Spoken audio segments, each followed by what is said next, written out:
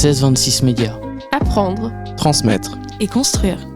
Bonjour à toutes et à tous et bienvenue sur 1626 Médias. Aujourd'hui, nous sommes à l'Odyssée des métiers, mais je ne suis pas seule. Bonjour. Bonjour. Pouvez-vous vous présenter s'il vous plaît ? Alors, je suis métallier fondeur. Je fais aussi bien de la fonderie d'art que de la métallerie chaudronnerie décorative.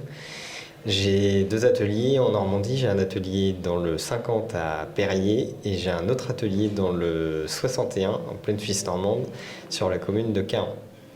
D'accord. À quoi ressemble une journée type et une journée pas comme les autres ? Qu'est-ce qui change ? La journée type, je dirais, c'est généralement la préparation des moules le matin, où là, on travaille plutôt là-dessus.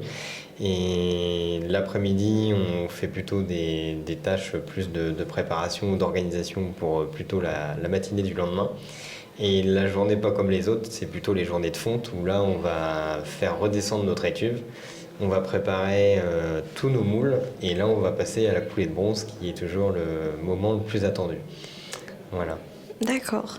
Quelle attitude ou comportement font réellement la différence au moment d'intégrer une équipe ? Je dirais qu'il faut être assez curieux, avoir l'envie, avoir un bon sens du 3D pour pouvoir rapidement pouvoir mouler dans l'espace des pièces assez complexes.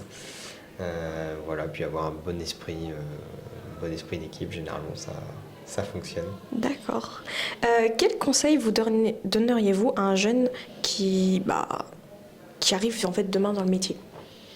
Faut pas hésiter déjà à faire peut-être un premier stage de découverte pour voir si vraiment les avantages et les inconvénients du métier peuvent convenir. Voilà, parce que l'hiver on est quand même dans des ateliers qui sont assez froids, ça convient pas forcément à tout le monde. Et puis après, je dirais qu'il faut avoir une bonne, je sais pas trop comment, faut une bonne connaissance, avoir une solide formation, parce que ça c'est relativement assez important. D'avoir une formation professionnelle, je dirais qu'il ne faut pas hésiter à commencer par un CAP pour finir jusqu'au bac et voire même jusqu'à la licence. Moi je les encourage, histoire d'avoir une maîtrise parfaite de la technique, parce que c'est vraiment ça qui derrière va faire que ce seront des super professionnels. D'accord, donc oui, c'est vraiment le stage et l'expérience qui va être importante. Voilà, c'est ça. Et il ne faut pas hésiter aussi moi personnellement, à titre personnel, c'est ce que j'ai fait, à aller travailler dans plusieurs fonderies, qu'elles soient industrielles ou fonderies d'art, pour avoir plusieurs expériences, parce que chacun a sa technique et chez chacun, il y a toujours quelque chose qui est super à retenir et c'est ça qui va faire que dès que tout se mélange au niveau des différents savoir-faire acquis, qui va faire un super pro, quoi. Quelles sont les clés pour bien s'intégrer lors des premières semaines ?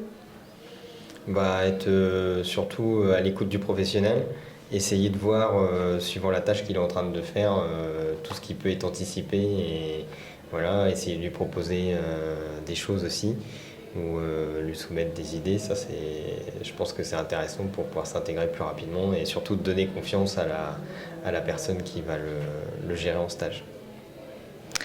Quelles qualités humaines sont les plus appréciées ici ? Le sens d'équipe et puis alors ça c'est quand même super important parce que notamment par exemple à la coulée de bronze on n'est pas tout seul, il y a aussi les autres collaborateurs et il faut que chacun soit bien à son poste parce que on travaille vraiment en équipe, quoi. Le noyau, il faut qu'il soit soudé, s'il y en a un qui est défaillant ça peut tout mettre en péril, quoi. Quel projet déclencheur accélère l'apprentissage lors des débuts ? Je dirais qu'on commence généralement par des petites pièces. Après, c'est le fait de passer sur des pièces plus importantes et des mouches plus complexes qui vont faire que ces moules-là, dans un premier temps, vont être durs à faire. Et passer cette étape-là, sur les prochains, ça va aller beaucoup mieux, quoi. Il y a des fois des petits moments de souffrance dans la formation, mais qui vont faire après que ça va rouler, quoi. Oui, donc c'est se mettre en difficulté au début. C'est ça, pas forcément toujours au début. Moi personnellement, dès que j'accueille des apprentis ou des stagiaires, je vais essayer de leur donner des missions entre guillemets assez faciles au début pour qu'ils prennent confiance. Et après, on va passer sur des missions plus complexes. Voilà. Après, des fois, il y a de l'échec. Oui. Et l'échec est aussi bénéfique dans une formation parce que on a tous été en échec dès qu'on a appris. Il faut jamais l'oublier dès qu'on est formateur. Donc voilà, ça fait partie aussi. L'échec peut être positif. Oui, ça permet de voir ce qui ne va pas aussi pour Voilà, améliorer. c'est ça, et de faire un point et de se dire la prochaine fois, je le referai surtout pas, quoi. D'accord. Quel parcours pas à pas proposeriez-vous à un jeune qui veut se lancer rapidement? Comme je le disais tout à l'heure, essayer donc de faire plusieurs stages de découverte professionnelle, soit pendant les vacances, soit les temps déterminés. Ça, c'est déjà pour moi la clé. Choisir forcément les meilleures entreprises, ça c'est aussi super important. Et après, partir vraiment sur plusieurs modules de formation et ne pas hésiter à vraiment commencer par le CAP. Parce que ça reste des modules de formation où on a encore le temps de passer pas mal de temps quand même à l'établi, ce qui est quand même très très important dans un métier manuel, quoi, d'avoir une bonne connaissance et d'arriver en entreprise déjà avec quelque chose qui est déjà un petit peu solide, quoi, pour consolider. D'accord, merci à vous d'avoir répondu à nos questions. Merci. Et merci à vous de nous avoir suivis sur 1626 Médias.